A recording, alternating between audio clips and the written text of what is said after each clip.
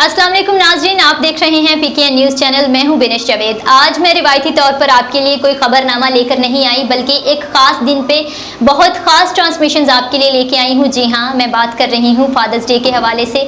आज हम बात करेंगे अपनी ज़िंदगी के ऐसे हिडन हीरोज़ की जो किसी फिल्म में नहीं आते, जो किसी पर्दे पर दिखाई नहीं देते, लेकिन उनका किरदार हमारी ज़िंदगियों में किसी हीरो से कम नहीं है। नाज़रीन, वालिद एक ऐसी हस्ती है जो अपने बच्चों की परवरिश के लिए अपनी जान लड़ा देता है, जो खुद खून पसीना बहा के बच्चों को राहत की ज़िंदगी मुहैया करता है, जो खुद बाहर की सख्तियां झेलता है और अपने बच्चों को सुकून फ्राहम करता है।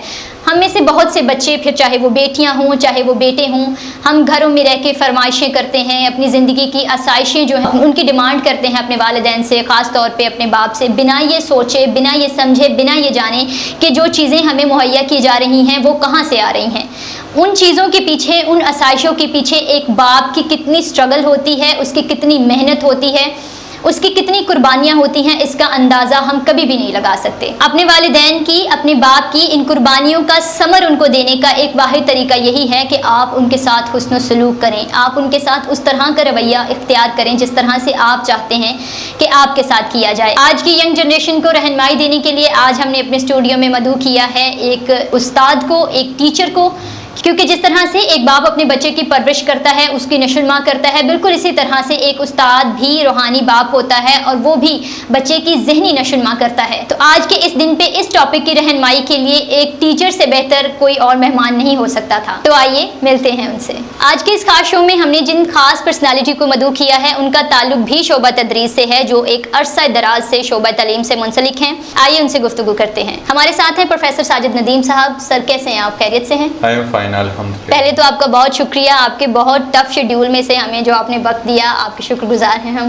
जी वेलकम। जी सर, हमारे नाज़रीन को बताइएगा कि आपने अपने करियर का आगाज़ कैसे किया और कौन कौन सी मुश्किलात आपको आई, कौन कौन सी आसानियाँ ज़िंदगी में हुई, और नाउ डेज़ आप अपनी जो तदरीस के खिदमात हैं वो कहाँ सर अंजाम दे रहे हैं? अस्सलाम वालेकुम जी, बहुत शुक्रिया। First of all I want to say, मैं एक पंजाब के ऐसे गांव में पैदा हुआ जहां आज के इस मॉडर्न दौर के अंदर भी कोई भी प्राइवेट या गवर्नमेंट लेवल का हाई स्कूल नहीं है।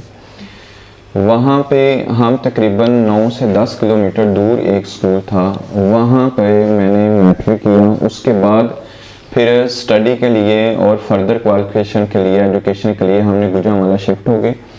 तो गुजरांवाला में मैंने गवर्नमेंट इस्लामिया कॉलेज से ICS किया।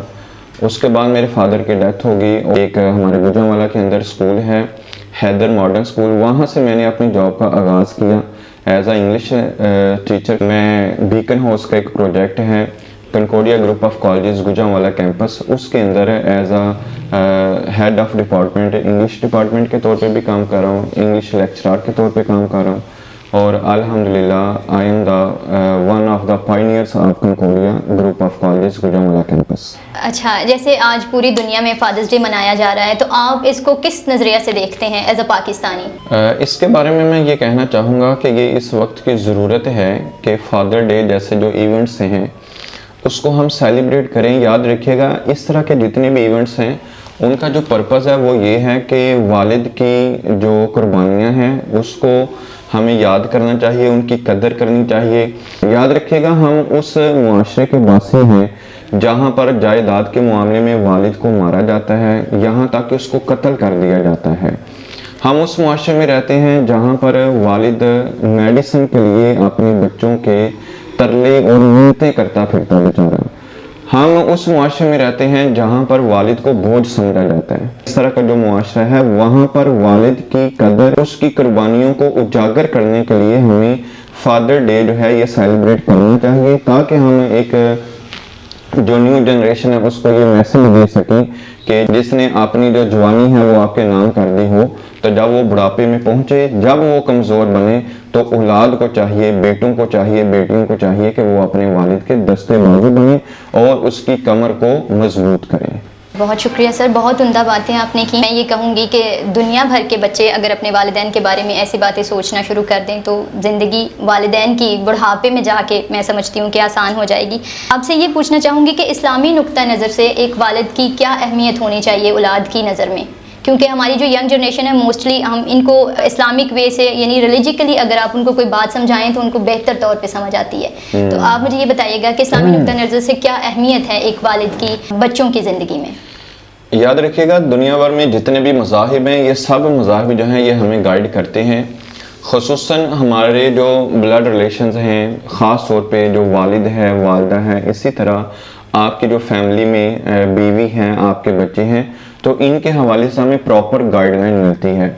वालिद के बारे में हमारा जो दीन है, हमारा जो इस्लाम है, इसने बहुत वाज़ेह तरीके से बताया है कि तुम्हारा जो बाप है ये जन्नत का दरवाज़ा है। मीन्स अगर आप जन्नत में जाना चाहते हो तो आप दरवाजे को क्रॉस करोगे, दरवाजे में एंटर होगे। तो जन्नत का दरवाज़ा कहने का मतलब ये था कि अगर तुम बाप की खिदमत करते हो, फर्माबरदारी करते हो और इसके साथ वफादारी करते हो, इसकी कुर्बानियों की कदर करते हो और इसकी फर्माबरदारी में तुम इस दुनिया से जाते हो, तो तुम्हारी जो आखिरत का मामला है वो भी बिल्कुल दुरुस्त होगा। ठीक है। दूसरे नंबर पे ये कहा गया, हदीस पाक का मजमून है कि खुदा की अगर आप खुशनुदी चाहते हैं, खुशी चाहते हैं, तो इसके लिए ज़रूरी है कि आपका वालिद भी आपसे खुश हो। इसी तरह किताबों के अंदर बहुत खूबसूरत बात लिखी है, कहा गया कि अगर आप वालिद को नाराज़ करके नमाज पढ़ते हैं, हज करते हैं, ज़कात देते हैं, दीगर नेक अमाल करते हैं, आप हाजी तो कहला सकते हैं, नमाजी तो कहला सकते हैं, आप ज़ाहरी तौर पे परहेजगार तो लोगों को नज़र आ सकते हैं, लेकिन याद रखें अल्लाह के यहाँ आप नेक शख्स नहीं हो सकते। जिसने आपके नाम अपनी ज़िंदगी की हो, अगर आप उसकी नाशुक्री कर रहे हो, उसको नाराज़ कर रहे हो, तो अल्लाह की रज़ा भी आपको मैसर नहीं आ सकती। याद रखिएगा, दीन इस्लाम के अंदर एक बहुत अहदीस के अंदर मशहूर वाक़या है। रसूल अकरम सल्लल्लाहु ताला अलैहि वसल्लम के पास एक शख्स आया, नौजवान, उसने कहा कि मेरा जो बाप है वो मेरे माल में से तसर्रुफ़ करता है, वो मेरे माल में से मेरे पूछे बगैर कुछ इस्तेमाल कर लेता है। तो आपने उसके वालिद को बुलाया और मामला दरियाफ्त किया। बूढ़े ने जवाब दिया कि या रसूल अल्लाह, जब ये छोटा था, मैं जवान था, मैं कमाई करता था, मैंने कभी नहीं सोचा था कि ये मेरा माल है, ये मेरे बेटे का माल नहीं है। मैं इसको लिबास लेके देता, ये डिमांड करता जूते की, मैं जूता लेके देता, इसके खाने पीने की तमाम ज़रूरियात मैं पूरी करता, मैं सर्दी गर्मी में सह कर जो है बर्दाश्त करके अपने घर के मामलात चलाता रहा, मैं दीगर बच्चों को भी देखभाल करता रहा। आज ये कमाना शुरू हुआ है, आज इसकी जेब में पैसे आ गए हैं। जब रसूल अकरम सल्लल्लाहु अलैहि वसल्लम ने मामला सुना तो आपने फरमाया कि ए नौजवान, वापस चले जाओ, तुम और तुम्हारा बाप, तुम और तुम्हारा जो माल है ये तुम्हारा बाप का है। अच्छा सर, बताइएगा, जहाँ पे हम वालिद की कुर्बानियों की बात कर रहे हैं, उनकी मोहब्बतों की बात कर रहे हैं, जो एफर्ट्स उनकी होती हैं अपने बच्चों की ज़िंदगी में, जहाँ पे हम उनकी बात करें, वहीं तस्वीर का एक दूसरा रुख भी है कि बहुत से वालिदैन ऐसे हैं, ख़ास तौर पे वालिद ऐसे हैं जिनका रवैया बहुत सख्त होता है। सम टाइम जब वो काम करके वापस आते हैं तो फिर उनका बिहेव इस तरह से होता है जैसे वो कोई एहसान कर रहे हो कि मेरे पास कोई ना आए, या लाउडली बोलना, बच्चों पे शाउट करना। तो मुझे बताएं कि ऐसे वालिद जो हैं, इस तरह का रवैया जो है उसका किस तरह से इम्पेक्ट पड़ता है बच्चों के जहन पे? इसके बारे में मैं ये कहना चाहूँगा कि तमाम वालिद हजरात जो भी मुझे सुन रहे हैं, याद रखिएगा, अगर आप अपने बच्चों पे बेजा सख्ती करते हैं तो आपका जो बच्चा है ना, आपने अपने हाथों से तबाह कर दिया। क्यों? कि वो बच्चे जो बचपन के अंदर ज़्यादा खौफज़दा रहते हैं, वो हमेशा खौफज़दा ही रहेंगे, चाहे वो जवान हो जाएं, अपनी प्रैक्टिकल लाइफ में चले जाएं। वो क्योंकि उनकी सलाहियतें, उनका जो टैलेंट है वो खौफ की वजह से, वो गुस्से की वजह से दब जाता है। अगर सख्ती कहीं पर करना बनती है तो उतनी सख्ती करें जितनी के बच्चे की गलती है, ना कि आसमान सर पे उठाया जाए। याद रखिएगा, अगर बाप जो है बेजा सख्ती अपनी औलाद पे करता है, बेटियों पे या बच्चों पे करता है, तो उसके जो बच्चे हैं वो दो चीज़ों से महरूम हो जाएंगे। एक तो वो ये कि ज़िंदगी को वो अच्छे अंदाज से गुजार नहीं सकेंगे, जो खुशी उन्हें घर से मिलनी चाहिए थी अगर वो नहीं मिलेगी तो वो ये खुशी, ये सुकून वो बाहर से ढूंढेंगे। और जब आपके बच्चे बाहर जाके खुशियाँ ढूंढना शुरू कर देंगे तो फिर वो खुशियाँ उनको अच्छे अंदाज से भी मिल सकती हैं, बुरे अंदाज से भी मिल सकती हैं। बहुत उनका कोई अच्छा यूज़ भी कर सकता है, कोई बुरा यूज़ भी कर सकता है। बच्चा खूबसूरत नज़र आता ही तब है जब उसके चेहरे के ऊपर मासूमियत हो।